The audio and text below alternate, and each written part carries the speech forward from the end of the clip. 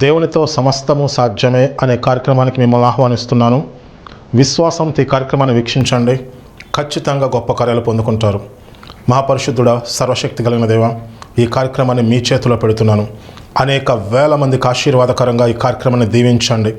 చూస్తున్న ప్రతి ఒక్కరూ వారి ఆత్మీయతలు తెరవబడి వారి జీవితాల్లో గొప్ప కార్యాలు పొందుకోవడానికి సహకరించమని నజరేయుడైన యేసు నామమున అడిగి వేడుకుంటున్నాం తండ్రి, ఆమెన్.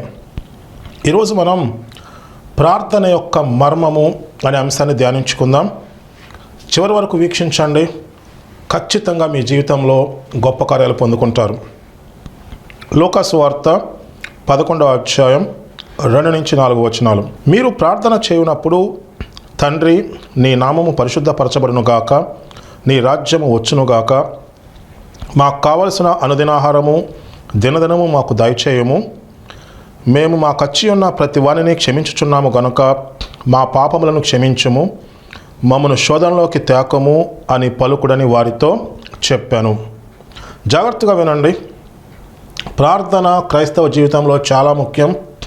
ఈ మధ్య నేను గమనించేది ఏంటంటే, చాలామంది క్రైస్తవులు వారి ప్రార్థనకు జవాబు రాకపోవటం వల్ల ప్రార్థన చేయట్లేదు, దేవునికి దూరం అవుతున్నారు.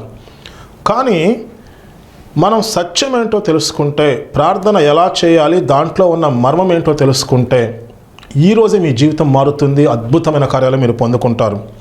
మొదటగా యేసు ప్రభు చెప్పిన ప్రార్థన, పరలోకమందున్న మా తండ్రి.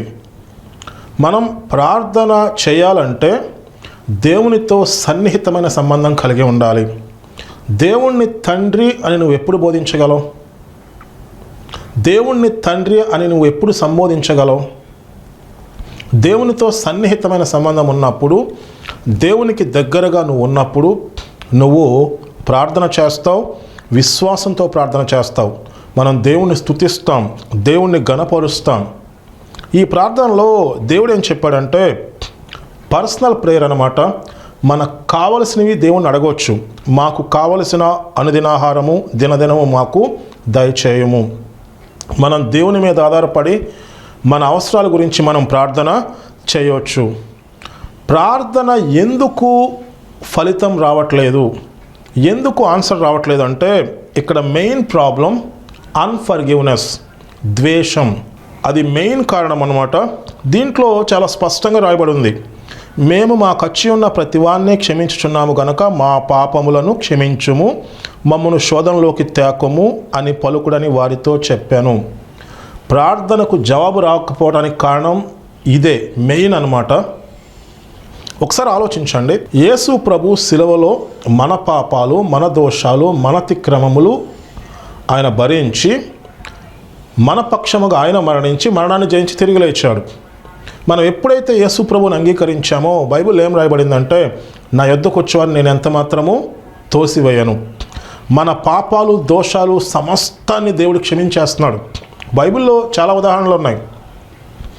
వ్యభిచారంలో పట్టబడిన స్త్రీని అందరూ రాళ్ళు పెట్టి కొట్టి చంపేద్దాం అనుకుంటారు. యేసు ప్రభు ఏమంటారంటే, అమ్మ, ఎవరు నేను శిక్షించలేదా? నేను శిక్షించను, ఇక మీదట పాపము చేయొద్దు అంటారు. వాస్తవంగా ఆమె జీవితం అయిపోయింది. మోషే ధర్మశాస్త్రం ప్రకారం రాళ్ళ పెట్టి కొట్టి చంపేయాలి. కానీ యేసు ప్రభు దగ్గరకు వచ్చినప్పుడు ఆమెకు గొప్ప జీవితాన్ని ఇస్తాడు దేవుడు. పూర్తిగా ఆమె పాపాలు, దోషాలు క్షమించి వేసేసి, అమ్మ, నేను నిన్ను క్షమిస్తున్నాను, ఇక మీదట పాపము చేయొద్దంటారు. అలాగే తప్పిపోయిన కుమారుడు కేవలం తన పొరపాట్ల వల్ల, తను చేసిన తప్పుల వల్ల ఆస్తి మొత్తం పోగొట్టుకుంటాడు. ఆయన దగ్గర ఏమీ ఉండదు. జీవితం చాలా దుర్భరమైపోతుంది. పందులు తినే పొట్టు తిందామన్నా తనకి దొరకదు. తండ్రి వద్దకు తిరిగి వచ్చినప్పుడు, దేవుని దగ్గరకు వచ్చినప్పుడు దేవుడు ఏం చేస్తాడు తెలుసా? అవన్నీ క్షమించేసి మళ్ళా ఆస్తిలో భాగం ఇచ్చేస్తాడు. గొప్ప విందు ఏర్పాటు చేస్తాడు. అది తండ్రి మనస్సు. అంటే దేవుడు మన పాపాలు, మన దోషాలు మొత్తం పూర్తిగా క్షమించేస్తున్నాడు. దేవుడు దగ్గరికి మనం వస్తే దేవుడు మనల్ని తోసివేయట్లా. దేవుడు మన పాపాలు, దోషాలు క్షమించేస్తున్నాడు కాబట్టే మనకు ఆశీర్వాదము, స్వస్థత ఇవన్నీ వస్తున్నాయి. ఇప్పుడు మనం ఏం చేయాలి? ఎవరి మీదైనా మనకు ద్వేషం ఉంటే మనం క్షమించాలి. వాళ్ళు ఎలా ఉన్నా, వాళ్ళు మారకపోయినా మనం క్షమించాలి. బైబిల్లో చాలా స్పష్టంగా రాయబడిన వాక్యం మీకు చదువుతాను చూడండి.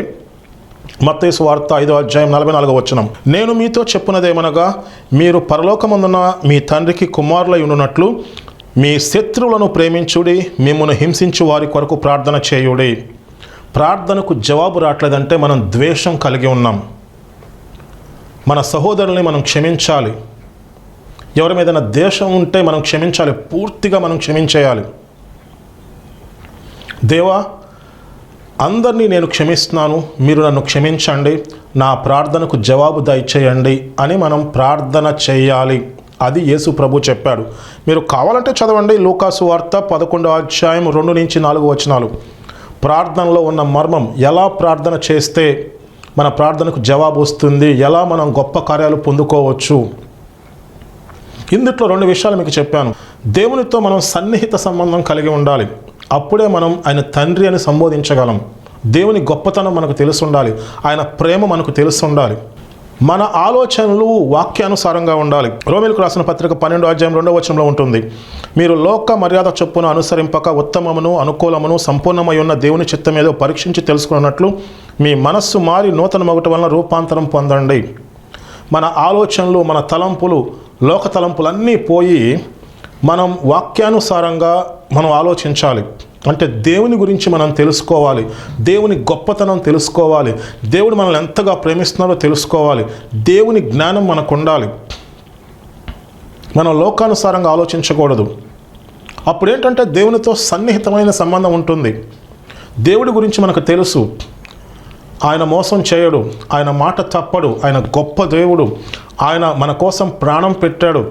మన కోసం ప్రాణం పెట్టిన దేవుడు మిగతాయి ఖచ్చితంగా మనకి ఇస్తాడు. మనం విశ్వాసంతో అడుగుతాం, దేవునితో మనకున్న దగ్గర సహవాసంతో మనం అడుగుతాం. మనకు కావాల్సినవి కూడా అడగమని చెప్పి యేసు ప్రభువు ఆ ప్రార్థనలో చెప్పాడు. అలాగే ఆ ప్రార్థన చేస్తున్నప్పుడు, దేవా, ఇలా వీళ్ళందరి మీద నాకు ద్వేషం ఉంది, దేవ పూర్తిగా వాళ్ళని నేను క్షమించేస్తున్నాను. అన్కండిషనల్గా, కారణం లేకుండా వాళ్ళు ఎలా ఉన్నా, వాళ్ళు ఎలా ప్రవర్తిస్తున్నా మనం క్షమించాలి. మనం ఎందుకు క్షమించాలంటే దేవుడు మనల్ని క్షమించాడు, ఆయన మన కోసం ప్రాణం పెట్టాడు. మన పాపాలు, మన దోషాలు ఆయన భరించి మనల్ని పూర్తిగా దేవుడు క్షమిస్తున్నాడు. మీకు ఆల్రెడీ చెప్పాను తప్పిపోయిన కుమారుడు గురించి, వ్యభిచారంలో పట్టబడిన స్త్రీ గురించి. ఒకసారి చదవండి, మీ జీవితం మారిపోద్ది. దేవుని ప్రేమ ఏంటో తెలుస్తుంది. జీవితంలో ఎంత హీనమైన దశలో ఉన్నా, నీ జీవితం మొత్తం అయిపోయినా, అందరూ నిన్ను అసహించుకుంటున్నా, నీ జీవితానికి దారే లేకపోయినా, దేవుని దగ్గరికి వస్తే ప్రేమతో నిన్ను దగ్గరకు తీస్తాడు. నువ్వు తప్పు అని చెప్పి దేవుడు నిన్ను తోసేయడు, కోల్పోయింది మొత్తం దేవునికి తిరిగి ఇచ్చేస్తాడు. దేవుని ప్రేమ అంత గొప్పది. దేవుడు మనల్ని పూర్తిగా క్షమిస్తున్నప్పుడు మనం ఏం చేయాలంటే మన సహోదరుల్ని క్షమించాలి. దేవా, నేను క్షమిస్తున్నాను, మీరు నన్ను క్షమించండి, నన్ను శోధనలోకి తీసుకువెళ్ళొద్దు. చాలామంది ప్రార్థన చేస్తూ ఉంటారు. మరి ప్రార్థనకు ఆన్సర్ ఎందుకు రాదంటే వీళ్ళు ద్వేషం కలిగి ఉంటారు, వీళ్ళ మనసు సరిగ్గా లేదు, స్వార్థంతో ఉంటారు, లోకానుసారంగా ఆలోచిస్తూ ఉంటారు. ఇలా ఆలోచిస్తూ ఉంటారు కాబట్టి ప్రార్థన చేసినా ఇంకా ఎక్కువ సమస్యలు వస్తూ ఉంటే శోధనలోకి వెళ్ళిపోతూ ఉంటారు. ఇలా శోధనలోకి వెళ్ళిపోయి, సమస్యల్లోకి వెళ్ళిపోయి, ఇక్కడ కాకపోతే ఇంకో చోట ప్రార్థన చేద్దామంటారు. ఆ దైవజనుడి ప్రార్థన చేస్తే పరిష్కారం వస్తుందంటారు, ఎక్కడికి వెళ్ళినా పరిష్కారం రాదు. అప్పుడు ఏం చేస్తున్నారంటే ప్రార్థన అంటే కామెడీ చేసేస్తున్నారు. ప్రార్థన అంటే విలువ లేకుండా పోతుంది. ప్రార్థనకు చాలా విలువ ఉంది. నువ్వు దేవునితో డైరెక్ట్గా మాట్లాడుతున్నావు. దేవుడు నీకు గొప్ప కార్యాలు చేయాలని చెప్పి దేవుడు మంచి ఉద్దేశం కలిగి ఉన్నాడు. నువ్వు ఎంత కావాలనుకుంటున్నావో అంతకన్నా ఎక్కువ ఇద్దామని దేవుడు అనుకుంటున్నాడు. మధ్యలో ఎక్కడో కనెక్షన్ ప్రాబ్లం వచ్చింది. ఆ కనెక్షన్ ప్రాబ్లం ఏంటంటే నువ్వు సత్యాన్ని తెలుసుకోవాలి. దేవుడు మనల్ని క్షమించాడు, మనం మన సహోదరులను క్షమించాలి. మంచి హృదయంతో ఉండాలి, మనం యథార్థంగా ఉండాలి, మనం దేవుడు చెప్పింది చేయాలి. మన ఆలోచన దేవుని వాక్యానుసారంగా ఉండాలి. అప్పుడు నీకు దేవుని మీద నమ్మకం ఉంటుంది, విశ్వాసంతో ప్రార్థన చేస్తావు. నువ్వు యథార్థంగా ప్రార్థన చేసినప్పుడు, నువ్వు మనఃపూర్వకంగా ప్రార్థన చేసినప్పుడు అది చాలా శక్తివంతంగా ఉంటుంది. ఏలియా మన వంటి స్వభావం గలవాడే. ఆయన ప్రార్థన చేసినప్పుడు 3.5 సంవత్సరాలు వర్షం రాలేదు. మళ్ళీ ఆయన ప్రార్థన చేస్తేనే వచ్చింది అది. మనం యథార్థంగా ప్రార్థన చేస్తే ఎంత గొప్ప ఫలితాలు వస్తాయో తెలుసా? మన ద్వారా అద్భుతమైన కార్యాలు జరుగుతాయి. ఆ ప్రార్థనలో ఉన్న మర్మం మనం తెలుసుకోవాలి. మీకు ఇంకా చెప్తాను చూడండి. మీరు లూకా సువార్తలోనే 11వ అధ్యాయం 5 నుంచి 8వ వచనం వరకు చదువుకుందాం. మరియు ఆయన వారితో ఇట్లా, నేను మీలో ఎవరికైనా ఒక స్నేహితుడు ఉండగా అతడు అర్ధరాత్రి వేళ ఆ స్నేహితుని యొద్దకు వెళ్ళి, స్నేహితుడా, నాకు 3 రొట్టెలు బదులిమ్ము, నా స్నేహితుడు ప్రయాణము చేయుచు మార్గమధ్యంలో నా యొద్దకు వచ్చి ఉన్నాడు, అతనికి పెట్టుటకు నా యొద్ద ఏమీ లేదని అతడు తన స్నేహితుడైనందున లేచి ఇయ్యకపోయినను, అతడు సిగ్గుమాలి మాటి మాటికి అడుగుట వలనైనను లేచి అతనికి కావలసినవన్నీ ఇచ్చునని మీతో చెప్పుచున్నాను. ఇక్కడ చూడండి, ప్రార్థన ఇప్పుడు ఇంకొక కోణంలో దేవుడు తీసుకెళ్ళాడు. మొదట పరలోకమందున్న తండ్రి అని చెప్పి మనం తండ్రికి ప్రార్థన చేస్తున్నాం. ఇప్పుడు స్నేహితుని యొద్దకు వస్తున్నాం. యేసు ప్రభు అంటాడు, నేను మిమ్మల్ని స్నేహితులు అని పిలుస్తున్నాను అంటాడు. ఇది కూడా ఎప్పుడంటే మనం దేవునితో దగ్గర సహవాసం కలిగి ఉన్నప్పుడు మనకు అంత చొరవ ఉంటుంది. ఈ ప్రార్థన ఏంటంటే మిడ్ నైట్, అర్ధరాత్రి అంటే అనుకోకుండా పెద్ద సమస్య వచ్చింది. మిడ్ నైట్ క్రైసిస్ అనమాట. చాలా ఇబ్బంది వచ్చింది. ఎవరో సమస్యలో ఇబ్బందులు నీ దగ్గరికి వచ్చారు. ఇప్పుడు నువ్వు ఇంకొకరి దగ్గరికి వెళ్తున్నావు, నీ స్నేహితుడు. ఆ స్నేహితుడు శక్తిమంతుడు, ఆ సమస్య నుంచి విడిపించగలడు. ఆ స్నేహితుడు ఎవరంటే యేసు ప్రభు. యేసు ప్రభు నీకు స్నేహితుడు. ఎందుకని? నువ్వు దేవునితో దగ్గర సహవాసం కలిగి ఉన్నావు. ఇప్పుడు నువ్వు ఆ స్నేహితుని దగ్గరికి వెళ్ళి నువ్వు పదే అడిగితే, ఇంకో స్నేహితుడు వచ్చారు, ఆయనకి ఈ సమస్య ఉందని, అది ఇంటర్సెషన్ అంటారు. ఆ స్నేహితుడు అంటే దేవుడు ఆ కార్యం నెరవేరుస్తాడు. అది యేసు ప్రభు చెప్పిన మర్మం. చూడండి ఎంత స్పష్టంగా ఉందో. నా దగ్గరికి ఒక స్నేహితుడు వచ్చారు, నా దగ్గర తినటానికి ఏమీ లేదు, నువ్వు ఇవ్వు. అతను ఇవ్వకపోయినా పదే సిగ్గుమలు అడుగుతున్నప్పుడు లేచి ఇచ్చేస్తాడు కదా. అర్ధరాత్రి, మిడ్ నైట్ క్రైసిస్, సడన్గా సమస్య, ఇబ్బంది వచ్చింది, ప్రార్థన చేయమని నీ దగ్గరికి వచ్చారు. నువ్వెవరి దగ్గరికి వెళ్ళాలి? నీకు ఒక స్నేహితుడు ఉన్నారు. ఆయన శక్తి గలవాడు. ఆయన ప్రతి సమస్యకి పరిష్కారం చూపిస్తాడు. ఇంటర్సెషన్ అనమాట. మనం వేరే వాళ్ళ గురించి ప్రార్థన చేయటం, పదే అడగటం దేవుణ్ణి. అలా అడిగినప్పుడు దేవుడు కార్యం చేస్తాడు అని రాయబడి ఉంది. ఇది మనం ఎక్కడ చదువుకున్నాం? లూకా సువార్త 11వ అధ్యాయం 5 నుంచి 8వ వచనం వరకు. 3వది చూడండి, ఇది చాలా శక్తివంతమైంది. లూకా సువార్త 18వ అధ్యాయం 2 నుంచి 8 వచనాల వరకు. దేవునికి భయపడకయు మనుష్యులను లక్ష్య పెట్టకయు ఉండు ఒక న్యాయాధిపతి ఒక పట్టణంలో ఉండెను. ఆ పట్టణంలో ఒక విధవరాలు ఉండెను. ఆమె అతని యొద్దకు తరచుగా వచ్చి, నా ప్రతివాదికి నాకు న్యాయము తీర్చమని అడుగుచూ వచ్చెను గాని అతడు కొంతకాలము ఒప్పకపోయెను. ఈ విధవరాలు నన్ను తొందర పెట్టుచున్నది గనుక ఈమె మాటికి వచ్చి గోజాడుకున్నట్లు ఆమెకు న్యాయము తీర్చునని తనలో తాను అనుకొనెను. దేవుడు తను ఏర్పరచుకున్న వారు దివారాత్రులు తన గురించి మొర్రపెట్టుకొనుచుండగా వారికి న్యాయము తీర్చడా? ఆయన వారికి త్వరగా న్యాయము తీర్చును. ఈ 3వ లెవెల్ ఏంటంటే దేవుడు న్యాయాధిపతి దగ్గరికి మనం వెళ్ళటం. మొదట ఏంటంటే ఆయన మన తండ్రిని అడుగుతున్నాం. 2వది ఆయన మన స్నేహితుడిగా మనం అడుగుతున్నాం. 3వది ఆయన న్యాయాధిపతి దగ్గరికి మనం వెళ్తున్నాం. ఒక విధవరాలు అన్యాయస్తుడైన ఒక న్యాయాధిపతి దగ్గరికి వెళ్ళి పదే నాకు న్యాయం తీర్చమని అడిగితే ఆమె గొడవ పడలేక అన్యాయస్తుడైన న్యాయాధిపతి న్యాయం తీర్చేస్తాడు. అన్యాయస్తుడైన న్యాయాధిపతి న్యాయం తీరిస్తే దేవుడు ఏమంటాడంటే, నేను మీకు న్యాయం తీర్చనా? మరి శీఘ్రంగా మీకు న్యాయం తీరుస్తాను. తొందరగా మీ ప్రార్థనకు జవాబు రావాలంటే మనం న్యాయాధిపతి దగ్గరికి, దేవుని దగ్గరికి వెళ్తే శీఘ్రముగా చాలా ఫాస్ట్గా ఆన్సర్ వచ్చేస్తుంది. నా జీవితంలో నేను చాలాసార్లు ఇది గమనించాను. మనం న్యాయాధిపతి దగ్గరికి వెళ్ళి విన్నపము చేస్తాం. విన్నపం చేసినప్పుడు దేవుడు దాన్ని పరిశీలించి ఇమ్మీడియట్గా ఆన్సర్ ఇచ్చేస్తాడు. ఒకసారి దీని గురించి మనం లోతుగా పరిశీలించుకుందాం. న్యాయాధిపతి దగ్గరికి వెళ్ళినప్పుడు ఆ విధవరాలు న్యాయాధిపతినే అడుగుతుంది, తన అపోనెంట్ని ఏం అడగట్లా. తనకి సమస్యలు సృష్టించిన వాడితో ఆమె పోరాటలా. న్యాయాధిపతిని నాకు న్యాయం తీర్చు, నా ప్రతివాదికి నాకు న్యాయం తీర్చు అని చెప్పి న్యాయాధిపతిని అడుగుతుంది. మనం అలాగే న్యాయాధిపతి అయిన దేవుని దగ్గరికి వెళ్ళాలి. దీని గురించి మీరు జాగ్రత్తగా వినండి. జీవితంలో గొప్ప కార్యాలు పొందుకుంటారు. శీఘ్రముగా, చాలా ఫాస్ట్గా మీ ప్రార్థనకు ఆన్సర్ వస్తుంది. అసలు మీరు కలలో ఊహించిన విధంగా మీరు చాలా సంతోషపడతారు. అది ఎలా జరుగుతుందో దాంట్లో ఉన్న ప్రోటోకాల్స్ ఏంటో మనం చూద్దాం. హెబ్రీయులకు రాసిన పత్రిక 12వ అధ్యాయం 22 నుంచి 24 వరకు.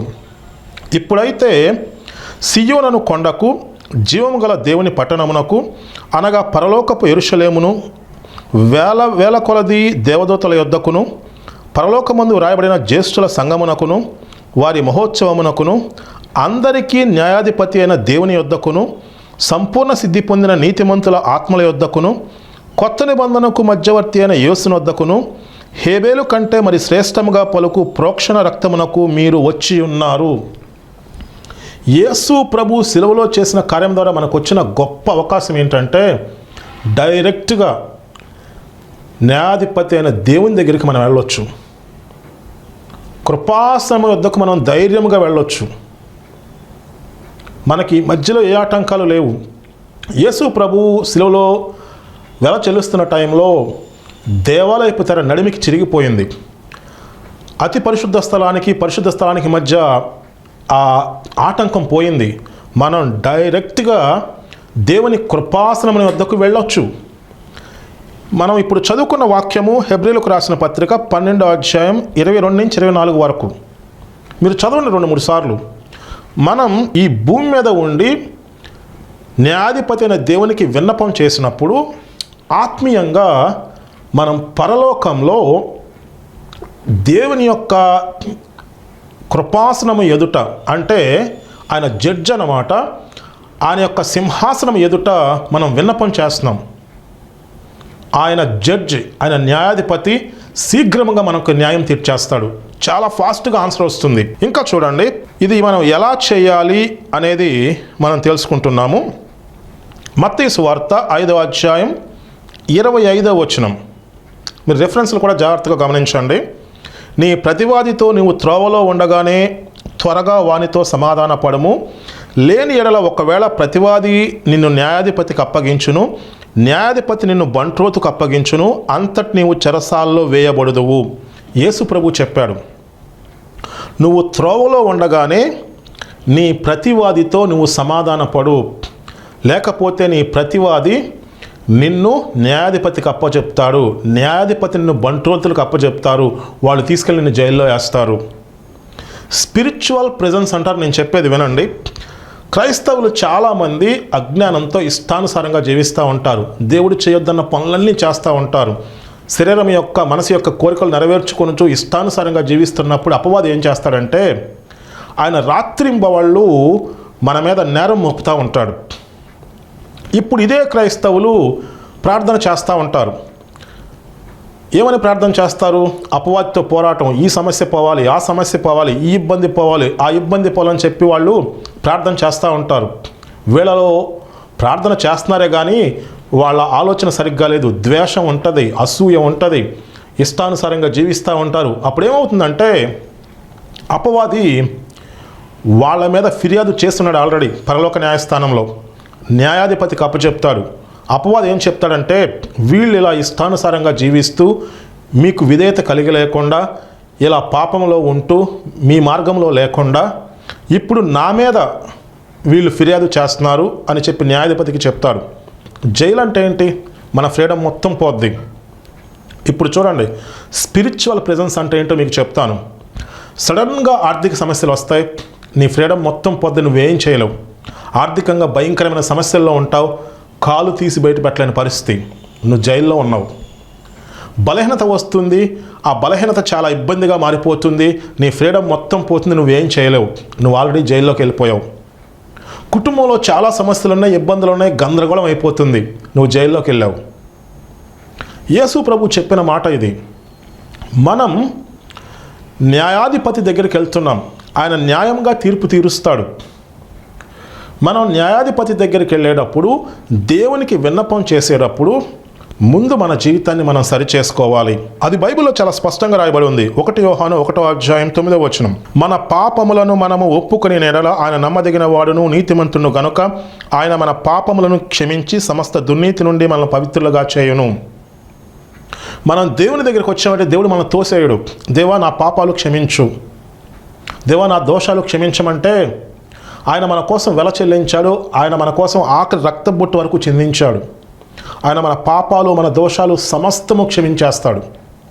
ఇప్పుడు మనం యథార్థంగా దేవునిలో జీవించాలి. ఇప్పుడు వ్యభిచారంలో పట్టబడిన స్త్రీని చూడండి. యేసు ప్రభు ఏమంటాడు? అమ్మ, నేను నిన్ను శిక్షించను, ఇక మీదట పాపము చేయవద్దు. మనం దేవుని దగ్గరకు వచ్చినప్పుడు దేవుడు ప్రతి విధమైన పాపాన్ని దోషాన్ని మొత్తాన్ని కడిగేస్తాడు. దేవుడు మనల్ని పూర్తిగా క్షమించేస్తాడు. ఆ క్షమించిన తర్వాత మనం మన జీవితాన్ని దేవుని చేతిలో పెట్టాలి. మనం యథార్థంగా జీవించాలి. మనం ప్రార్థన చేయాలి. మనం దేవుని పనికి సపోర్ట్ చేయాలి, లేక దేవుని పని చేయాలి.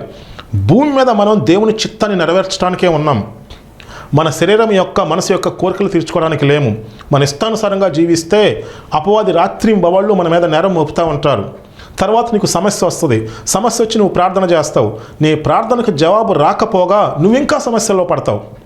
ఇంకెంత ప్రార్థన చేసినా ఇంకా సమస్యలోకి వెళ్తూ ఉంటావు. ఏం జరుగుతుందో తెలుసా? మనం ఇష్టానుసారంగా జీవించి శరీరం యొక్క మనసు యొక్క కోరికలు నెరవేర్చుకుంటూ లోకానుసారంగా ఇష్టానుసారంగా ఉన్నప్పుడు అపవాది నేరం మోపుతున్నాడు. నువ్వు ఇప్పుడు ప్రార్థన చేస్తున్నావు. ప్రార్థన అంటే ఏంటి? అపవాది బంధకాల నుంచి విడుదల పొందాలని చెప్పి ప్రార్థన చేస్తున్నావు. అపవాది ఏం చేస్తాడు? నీ మీద పిటిషన్ వేస్తాడు, విన్నపం. పరలోక న్యాయస్థానంలో ఎంత స్పష్టంగా ఉందో చూడండి. యేసు ప్రభు చెప్పిన మాట ఇది. మత్తయి సువార్త 5వ అధ్యాయం 25వ వచనం. నీ ప్రతివాది అపవాది అయిన నీవు త్రోవలో ఉండగానే త్వరగా వానితో సమాధాన పడుము. లేని ఎడల ఒకవేళ నీ ప్రతివాది నిన్ను న్యాయాధిపతికి అప్పగించును, దేవునికి అప్పచెప్తాడు. న్యాయాధిపతి నిన్ను బంట్రోతుకు అప్పగించును, అంతటి నీవు చెరసాల్లో వేయబడతావు. ఇష్టానుసారంగా జీవిస్తూ శరీరం యొక్క మనసు యొక్క కోరికలు నెరవేర్చుకుంటూ లోకంలో జీవిస్తూ దేవుని మాట వినకుండా దేవుడు చెప్పింది చేయకుండా ఉన్నామంటే ఆజ్ఞ అతిక్రమము పాపము, పాపం వలన వచ్చు జీతము మరణము. అపవాది ఆల్రెడీ విన్నపం చేసుంటాడు. రాత్రింబవళ్ళు ఆయన చేసే పనే అది. చేసి నిన్ను చెరసాల్లో వేపిస్తాడు. నన్నెవరండి చెరసాల్లో వేపించేదని మీరు అనొచ్చు. ఈ లోకంలో కోర్టుల నుంచి నువ్వు తప్పించుకోవచ్చేమో కానీ పరలోక న్యాయస్థానం నుంచి నువ్వు తప్పించుకోలేవు. దేవునికి మరుగైంది ఏదీ లేదు. చెరసాలంటే ఏంటో చెప్పనా? అపవాది చేసే పని దొంగతనము, హత్య, నాశనం చేయడం తప్ప మరి దేనికి రాడు.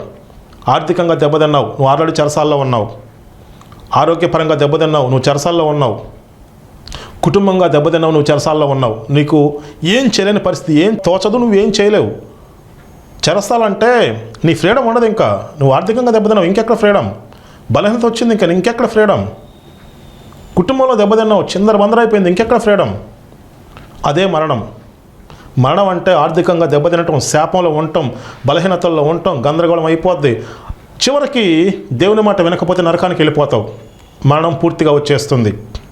అపవాది చేసే పని అది. యేసు ప్రభు చాలా స్పష్టంగా చెప్తాడు, నువ్వు నీ ప్రతివాదితో సమాధాన పడు. ప్రతివాదితో సమాధాన పడటం అంటే ఏంటో తెలుసా? మనం కంపల్సరీ దేవుని దగ్గర ఒప్పుకోవాలి. 1 యోహాను 1వ అధ్యాయం 9వ వచనం. మన పాపములను మనం ఒప్పుకుని ఆయన నమ్మదగిన వాడును నీతిమంతుడు గనుక ఆయన మన పాపములను క్షమించి సమస్త దుర్నీతి నుండి మనల్ని పవిత్రులుగా చేయను.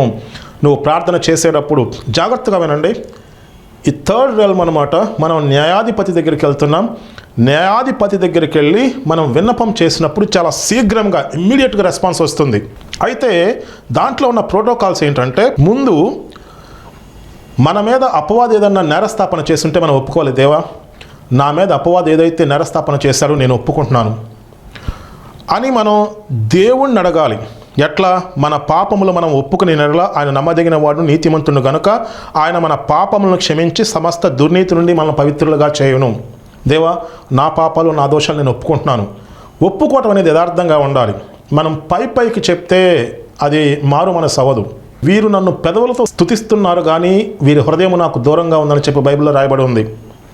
మనం చేస్తున్న పొరపాటు తెలుసుకుని దేవా నన్ను క్షమించమంటే దేవుడు క్షమిస్తాడు. మనం యథార్థంగా ఒప్పుకుంటే దేవుడు ఏం చేస్తాడు తెలుసా? మన అతిక్రమములు పాపాలు మొత్తం తీసేస్తాడు.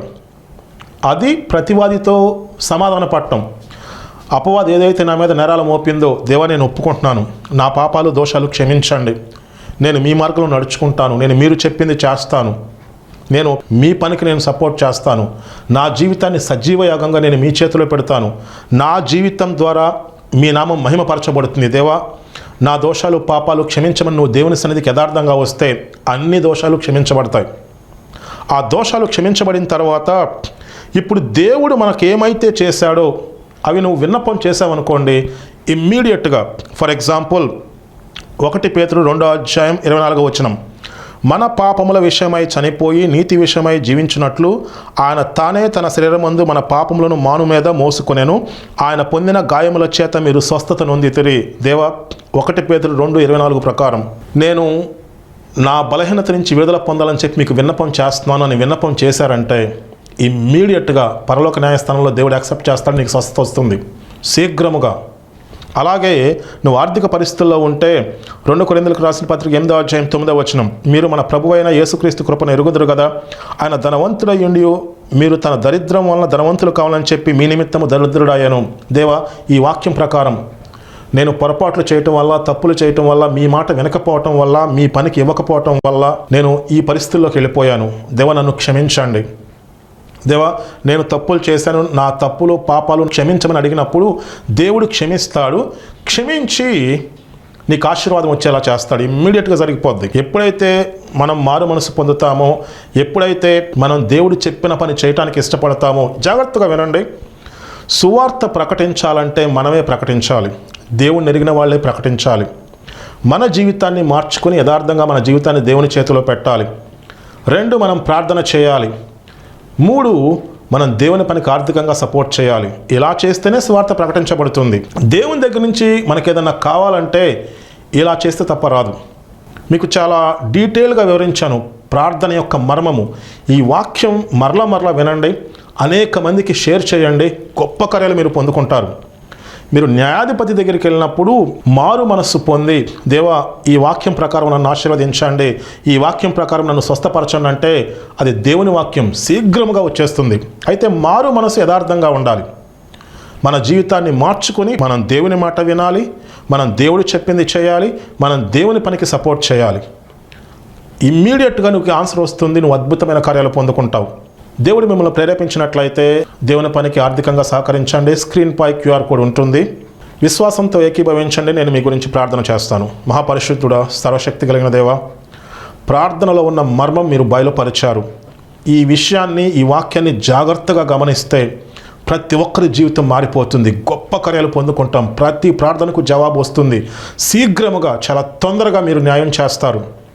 మా జీవితాన్ని మేము మార్చుకొని మీ చిత్తాన్ని నెరవేరుస్తూ, మీ పని చేస్తూ, మీ పనికి సపోర్ట్ చేస్తూ గొప్ప కార్యాలు మేము పొందుకోవాలి. అలాగే దేవా, విశ్వాసంతో ఏకీభవిస్తున్న ప్రతి ఒక్కరిని జ్ఞాపకం చేసుకోండి. వారి జీవితంలో ఉన్న బలహీనతలు, సమస్యలు దేవా ఇప్పుడే వారిని ముట్టండి, స్వస్థపరచండి, బంధకాల నుంచి విడుదల దయచేయండి. దేవా, వారి జీవితంలో మీ కార్యము జరిగించమని నజరేయుడైన యేసు నామమున అడిగి వేడుకుంటున్నాం తండ్రి. ఆమెన్.